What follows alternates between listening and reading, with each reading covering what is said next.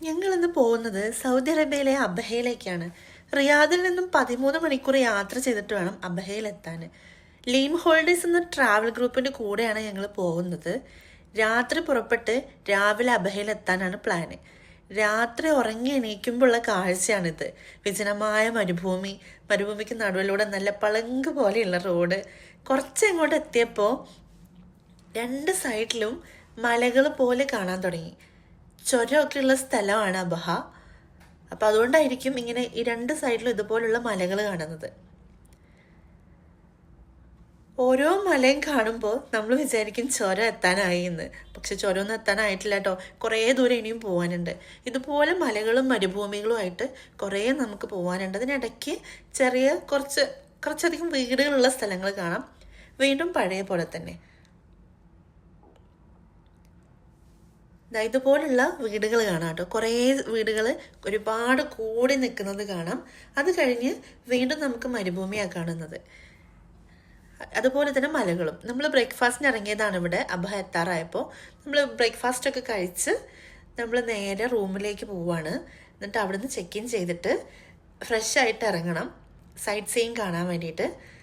നമ്മൾ ഹോട്ടലിൻ്റെ ഫ്രണ്ടിലുള്ള കാഴ്ചയാണിത് കേട്ടോ. നല്ല ഭംഗിയുണ്ടായിരുന്നു കാണാൻ. നമ്മൾ ഹോട്ടലിലേക്ക് കയറാൻ പോവാണ്. അത്യാവശ്യം നല്ല ഹോട്ടലായിരുന്നു. ഈ ലൈറ്റൊക്കെ എനിക്ക് ഭയങ്കര ഇഷ്ടമായി. 3 സ്റ്റാർ ഹോട്ടലാണ് അവർ നമുക്ക് പ്രൊവൈഡ് ചെയ്തിട്ടുണ്ടായിരുന്നത്. റൂമിലേക്ക് ചെക്ക് ഇൻ ചെയ്തു. നല്ല റൂമായിരുന്നു. റൂം കണ്ടപ്പോൾ തന്നെ നമുക്കൊന്ന് റിലാക്സ്ഡ് ആയി. കാരണം നമുക്ക് റെസ്റ്റും വേണമല്ലോ യാത്രക്കിടയിൽ. റൂമിൽ നിന്നുള്ള കാഴ്ചയാണിത് കേട്ടോ. നമ്മുടെ അബഹയുടെ ഒരു ചെറിയ വ്യൂ ആണ്. അബഹ എന്ന് പറയുമ്പോൾ നല്ല തണുപ്പുള്ള നമ്മളെ കേരളം പോലെ ക്ലൈമറ്റാണെന്നാണ് പറയുന്നത്. പക്ഷെ എനിക്ക് അവിടെ എത്തിയപ്പോൾ അത് ഫീൽ ചെയ്തിട്ടോ. നല്ല തണുപ്പായിരുന്നു. നമ്മളെല്ലാം ഫ്രഷ് ആയിട്ട് നമ്മൾ ഇറങ്ങി സൈറ്റ് സീയിങ് കാണാൻ ഇറങ്ങി. രണ്ട് സൈഡിലും മരങ്ങൾ കറക്റ്റായിട്ട് വെട്ടി ഒതുക്കി വെച്ചിട്ടുണ്ട്.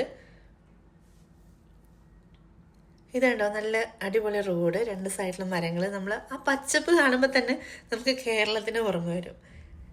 കേരളത്തിലെ സെയിം ക്ലൈമറ്റാണ് ഇവിടെ. നല്ല അടിപൊളിയായിട്ട് നമ്മൾ ഡ്രൈവർ ക്യാബിനിൽ ഇരുന്നിട്ടാണ് കേട്ടോ ഈ വീഡിയോ എടുക്കുന്നത്. അവർക്കും കുഴപ്പമില്ല. അവരെല്ലാം നല്ല കോപ്പറേറ്റീവ് ആയിരുന്നു. ഡ്രൈവറും ക്ലീനറാണെങ്കിലും ബസ്സിൻ്റെ ക്രൂവും നമ്മുടെ ഈ ട്രാവൽ ഗ്രൂപ്പിൻ്റെ ക്രൂ ആണെങ്കിലും നല്ല കോപ്പറേറ്റീവ് ആയിരുന്നു. അപ്പോൾ ഈ പാട്ടും കേട്ടിട്ട് ആ ഡ്രൈവർ കളിക്കുന്നതാണ് ഈ കാണുന്നത്. ഭയങ്കര ചില്ല് ചെയ്തിട്ടാണ് പോയിണ്ടായിരുന്നത് എല്ലാവരും. ഈ ഡ്രൈവേഴ്സ് എല്ലാവരും യമനികളാണ്. ഇതിൻ്റെ തൊട്ടപ്പുറത്ത് യമനാണ് എന്നൊക്കെ അറബിയിൽ പറഞ്ഞുകൊണ്ടിരിക്കുകയായിരുന്നു അവർ. അറബി നമുക്ക് അത്ര അറിയില്ലെങ്കിലും ചെറുതായിട്ടൊക്കെ മനസ്സിലാവും. പിന്നെ ചെറിയ ചെറിയ വാക്കുകളൊക്കെ അവിടെ അത്രയും നേരം ഇരുന്നുകൊണ്ട് നമുക്ക് പഠിക്കാനും പറ്റി. ഇനി ഒരു വ്യൂ പോയിന്റ് ഉണ്ട്.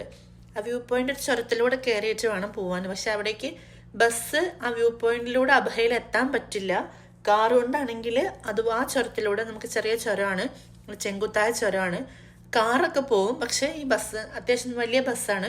ആ ബസ് എത്താൻ പറ്റില്ല.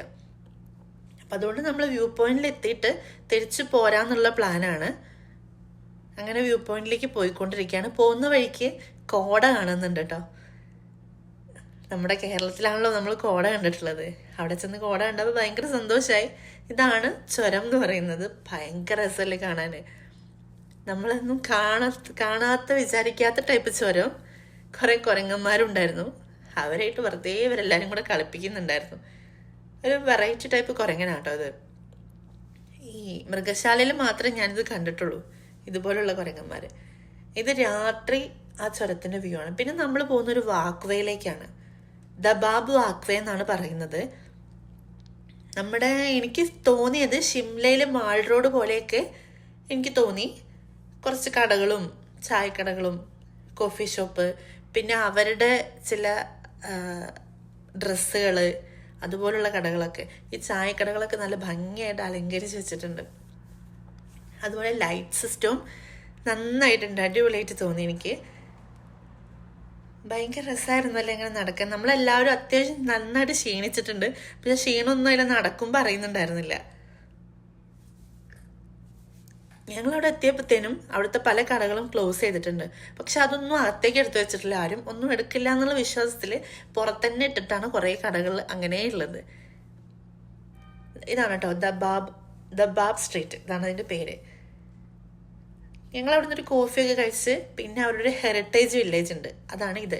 ഹെറിറ്റേജ് വില്ലേജിലേക്കാണ്, പിന്നെ അസീർ ഹെറിറ്റേജ് വില്ലേജ് എന്നാണ് അതിൻ്റെ പേര്. അവിടെ പോയി അവിടെ ജസ്റ്റ് കുറച്ച് നടന്ന് അവിടുത്തെ കാര്യങ്ങളൊക്കെ കണ്ട് പിന്നെ നമ്മൾ ഡിന്നർ കഴിക്കാനാണ് പോകുന്നത്. ഇനിയിപ്പോൾ ഡിന്നറൊക്കെ കഴിച്ചിട്ട് ഒന്ന് പുറത്തിറങ്ങിയപ്പം നല്ല നല്ല ഭംഗി തോന്നി എനിക്ക്. ഈ ലൈറ്റിങ്ങിൻ്റെ വീഡിയോ എടുക്കാൻ എനിക്ക് ഭയങ്കര ഇഷ്ടമാണ്. അത് കഴിഞ്ഞ് പിന്നെ നമ്മൾ ഹോട്ടലിലേക്ക് തന്നെ പോയി. രാത്രി ഇനിയിപ്പോൾ നല്ല റെസ്റ്റാണ്, നാളെ രാവിലെ വീണ്ടും